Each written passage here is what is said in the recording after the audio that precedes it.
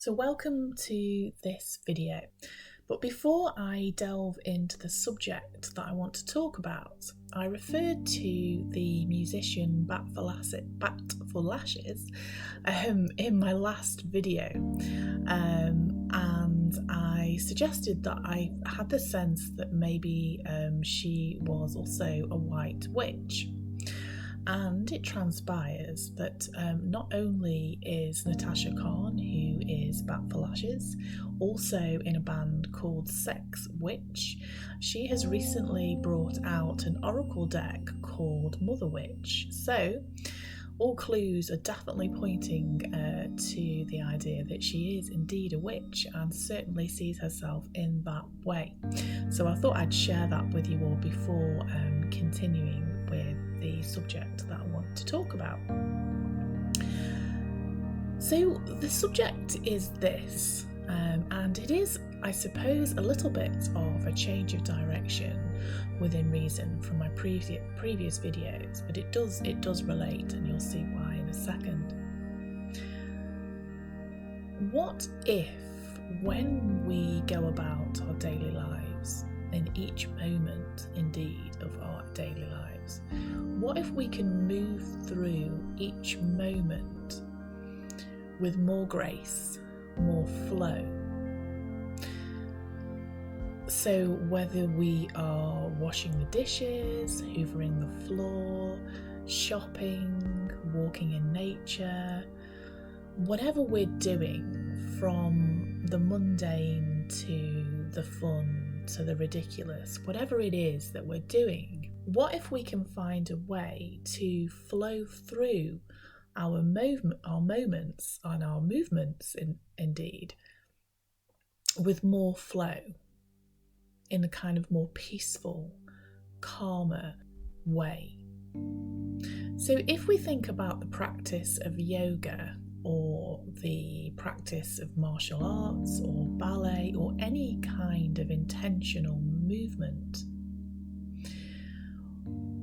if we carry out that intentional movement with actual intention, if we move between positions with grace, with flow, with consideration, if you will, then not only is it more beneficial for our bodies, but it's also more beneficial for our minds and our spirits as well.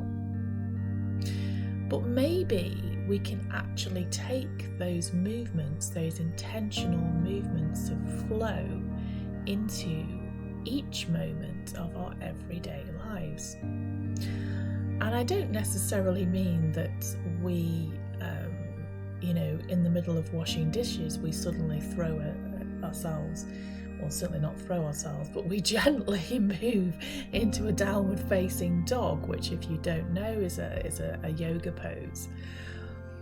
What I actually mean is that, for example, whilst we're washing dishes, what if we pick up the bowl or pick up the plate, and we do that with intention? So we kind of move more flowingly, and we kind of focus on what we're doing, and we connect completely with the present moment. So we practice conscious awareness or mindfulness, but we don't just kind of do this in our minds, if you will. We do it with our whole body.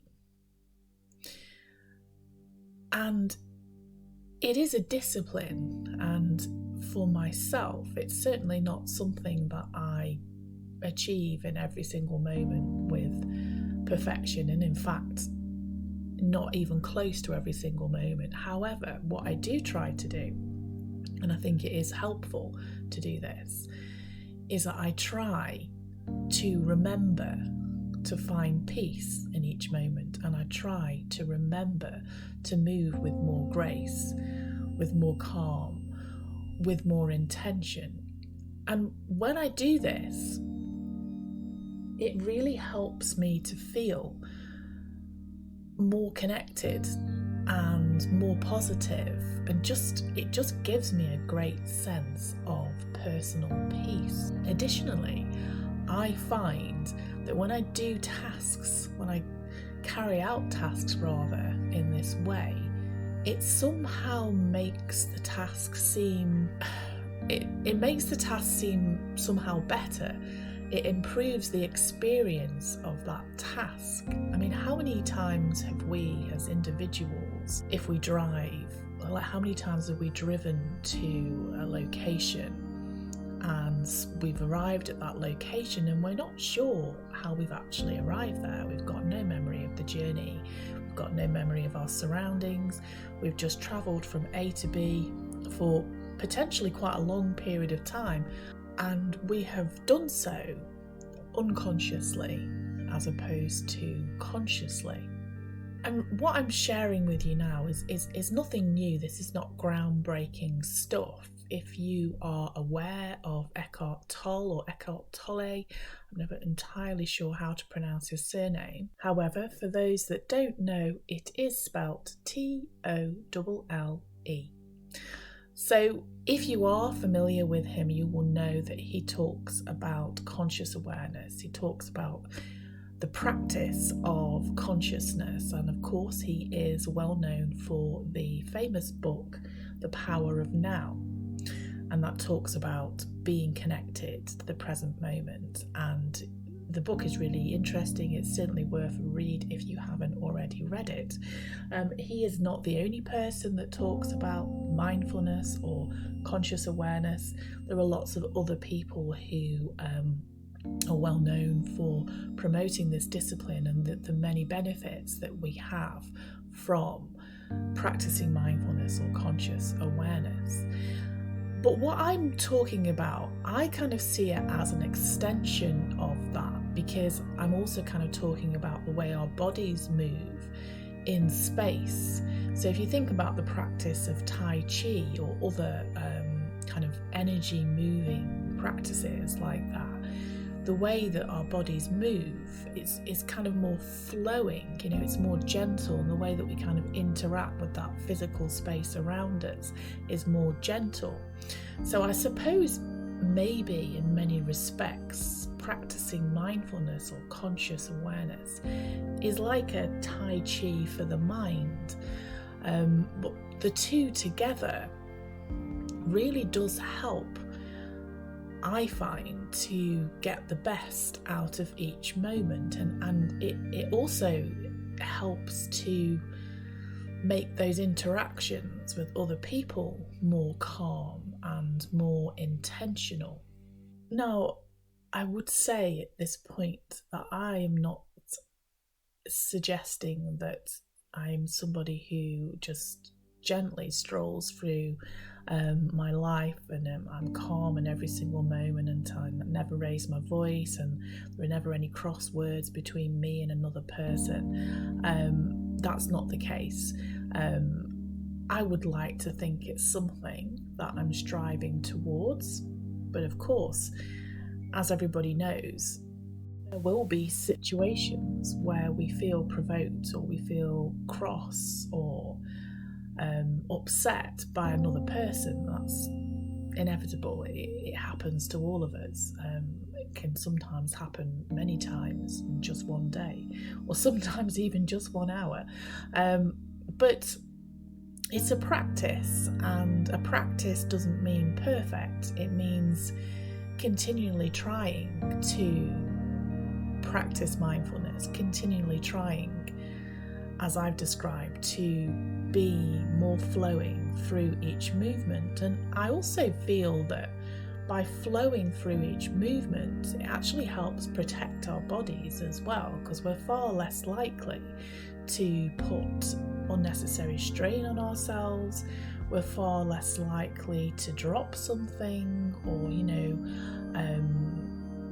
to sort of where things happen that are seemingly beyond our control, and of course sometimes they are, but I really do feel like it helps with that. And as I'm talking to you now, I am moving myself slightly with intention. I'm sitting in a chair, I'm sat recording this audio part of the video, but I'm moving with intention, and in so doing, I'm kind of creating more peace, and I'm creating more space for myself in this moment. Mental space, spiritual space, physical space. But also what I'm doing as well is I am helping myself to have a better posture, because rather than slouching in my seat, I'm sitting up.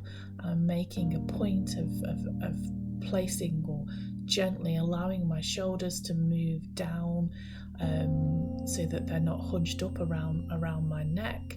I'm relaxing my toes, I'm relaxing my fingers, I'm relaxing my facial muscles, so much so that I'm unable to say the word muscles. Facial muscles. There we go, nailed it, finally. But it's a really helpful thing to do, and the more that we practice it, the more that we find calm within our bodies, within our minds, and within our soul, really. So it is a really helpful thing to do. And I think it's Deepak Chopra that said that the body is not a thing, it's a process or a field of awareness. And it may well be that practicing conscious awareness or mindfulness does naturally or inevitably include the body. It includes the whole self, because we're not just a mind, we're not just a body, we're not just a spirit. All of it is interconnected. So by finding space in one, we will necessarily find space with everything else. So by practicing conscious awareness within our field of thought, we will necessarily create space for our bodies and our spirits as well, because we're not a set of moving parts. We are one being. We are a collective of aspects, if you will. So we have a mind, we have a spirit, we have a body. It's all collected parts. So in fact, by finding space and finding peace within our movements, we will naturally also find space and peace within our minds, or vice versa. It's all connected. It all hopefully works in harmony. But don't take my word for it. See what you think. Do your own research, and by that I mean try it out. Why not try it out today? The next activity you have, whatever that may be, try and find flow, find intention, find peace, find mindfulness with that particular activity, and see how it changes your experience of it. Also, of course, do absolutely check out the teachings of Deepak Chopra, Eckhart Tolle, if you haven't already, although I'm sure many people that find themselves here on my YouTube channel or just listening to this video will already be aware of Eckhart Tolle and Deepak Chopra. Do, if you want to, take the time to let me know what you think in the comments of this video and your process or progress in practicing mindfulness and practicing conscious awareness, and share your wisdom with me to help me on my journey as well.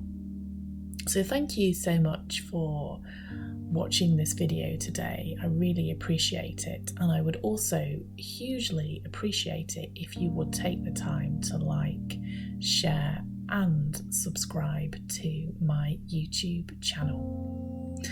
I will share another video really soon, and bye for now.